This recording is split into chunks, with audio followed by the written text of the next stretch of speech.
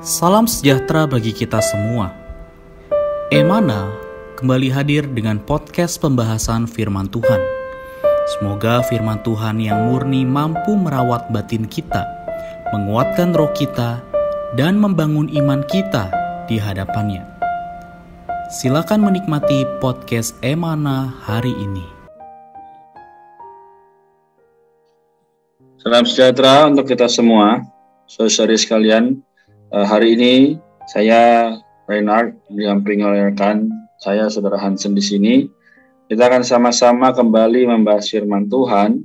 Tidak terasa sudah memasuki mau bulan Maret ya saudari. Di akhir bulan Februari ini, semoga kita juga terus terjaga menikmati firman Tuhan. Saudari, pada hari ini kita semua pendengar podcast Emana akan membahas satu topik, yaitu mengenai bukan aku tapi Kristus, yang diambil dari bacaan Markus 9 ayat 9 sampai 32, yang ayatnya adalah demikian yang kita akan ambil dari pasal 9 ayat 29. Jawabnya kepada mereka, jenis ini tidak dapat diusir kecuali dengan berdoa. Nah, Saudara Hansen, apa yang bisa kita nampak dari perkara ini maupun dari judul dan ayatnya? Ya, dari ayat ini kita bisa melihat bahwa penekanan Tuhan adalah mengenai doa ya. Bahkan dalam beberapa penerjemahan ya, ini mengacu pada doa dan berpuasa. Nah, dengan judul yang tadi telah disampaikan bahwa bukan aku tetapi Kristus, sebenarnya ini memperlihatkan kepada kita apa kaitannya bukan aku tetapi Kristus dengan perkara berdoa. Ya.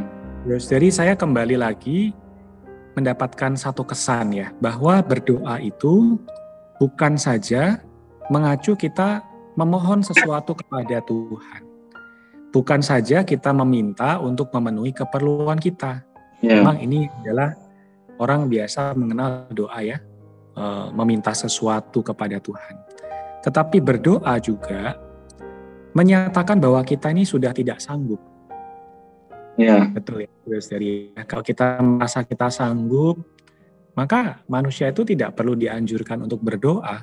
Oh, Tuhan. Nah, tetapi ketika kita menyatakan diri kita tidak sanggup, artinya bukan lagi aku, bukan lagi saudara Renat, bukan lagi saudara Hansen, tetapi Kristus. Nah, maka makna doa ini menjadi semakin dalam. Ya. Dan sesungguhnya inilah yang menjadi makna yang paling esensi terhadap doa ya. Yaitu bukan lagi aku, bukan lagi dengan kekuatan kita, bukan lagi mengandalkan kemampuan kita, kepandaian kita, tetapi kita mengandalkan Kristus semata. Amin. Amin. Si Tuhan. Jadi saudari, tadi Hansen juga sudah berkata mengandalkan Kristus semata.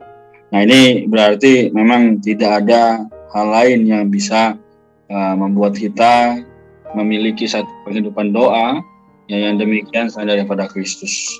Nah, maka saudari, memang tadi juga saya setuju bahwa ini berarti bahwa kita tidak mampu, karena memang kita adalah manusia daging, yang artinya bisa berbuat maupun tidak disadari maupun disadari, yaitu dosa maupun keinginan-keinginan yang tidak kita harusnya lakukan.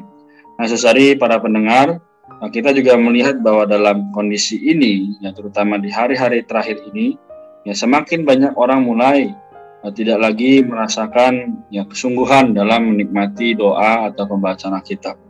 Saudari, ini juga melihat di dalam ayat yang tadi kita baca, maka yang jenis ini tidak dapat diusir kecuali dengan berdoa. Seharusnya di terjemahan asli adalah berdoa dan berpuasa ya, kalau kita lihat sama-sama.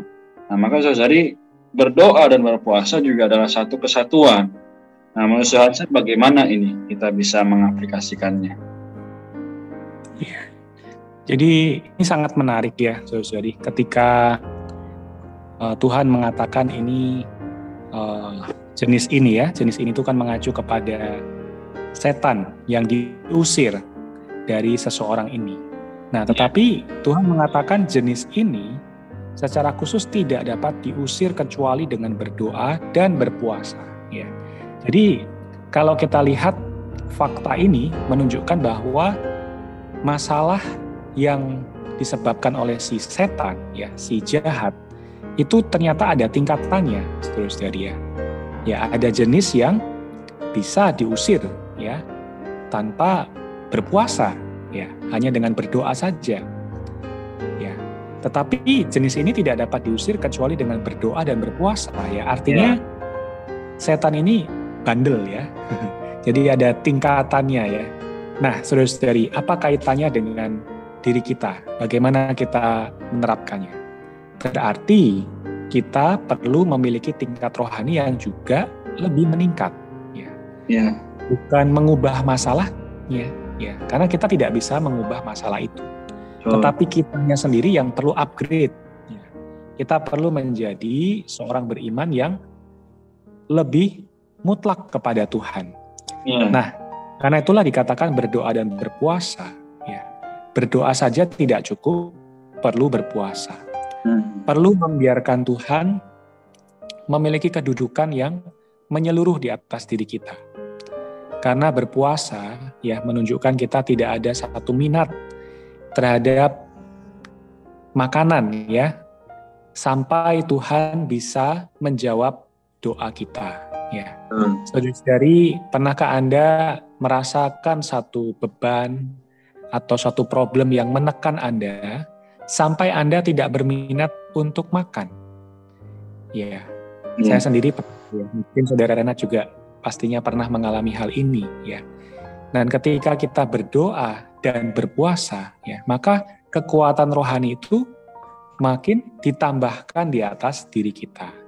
Nah, sehingga masalah yang disebabkan oleh si jahat ini bisa diusir, ya, bisa diatasi, karena kita memberikan lebih banyak ruang, tumpuan bagi Kristus bekerja melalui kita. Ya, mungkin dalam kehidupan pernikahan, ataupun di dalam kehidupan pekerjaan, atau juga bagi yang mungkin masih bersekolah dan kuliah, semuanya ada permasalahannya masing-masing. Ya.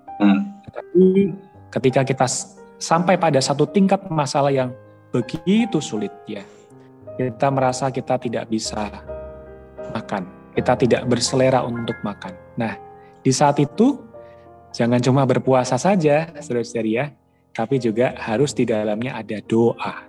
Amin. Doa, permohonan, ada hidup yang menyatakan bukan aku Tuhan, tetapi Kristus. Amin. Ya, mungkin demikian ya, saudara Renat. Semoga bisa membantu. Amin. Sangat memberkati. Ya, seharusnya saudari kita juga semua semakin diterangi.